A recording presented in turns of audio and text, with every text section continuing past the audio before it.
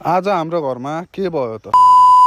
Hello guys, welcome to mini vlog. यिनीहरू चाहिँ मेरो छोराबुहारीहरू हुन्। अहिले चाहिँ मैले दुध लिएर आइसकेको छु किनकि दुधले खिर बनाउनलाई। यो चाहिँ मेरो नाति हो, आज यसको पास्नी छ। उहाँ चाहिँ मेरो भाउजू खिर बनाउन लाग्नु भएको छ। हेर्नुहोस् त गाइज, अघि सुतेको मान्छे एकैछिनमा उठिसकेको रहेछ। नातिसँग खेल्दा खेल्दै यता खिर पनि रेडी भइसकेको रहेछ। खिरमा अलिकति घिउ हालेर केसर पनि हालिदियौँ। त्यसपछि लाग्यौँ बाउ र छोरा मिलेर बजारतिर। बजार पुगिसकेपछि हामी पस्यौँ तरकारी पसलमा। त्यसपछि मैले आलु किने, अनि पछि गोबी पनि किने, त्यसपछि फेरि खुर्सानी किने, अनि लागे म घरतिर। घर पुगिसकेपछि हामीले लायौँ आलु र केरा बोइल गर्न। खुर्सानी काटेर, गोबीलाई तेलमा भुटेर, आलुलाई बोइल गरेर अनि काटेर सबै मसला मिक्स गरेर रेडी भयो अचार। यो अचार चाहिँ कसलाई मनपर्छ कमेन्ट गरिदिनु होला। अब लाग्छौँ हामी नातिलाई पिठिया लगाउनतिर। हाम्रो घरमा जुठो पढेको भएकोले राम्रोसँग पास्नी बनाउन पाइएन। त्यसपछि नातिलाई दही र भात चखाएर घरमा आएको पाहुनालाई खाना पनि खिलायौँ।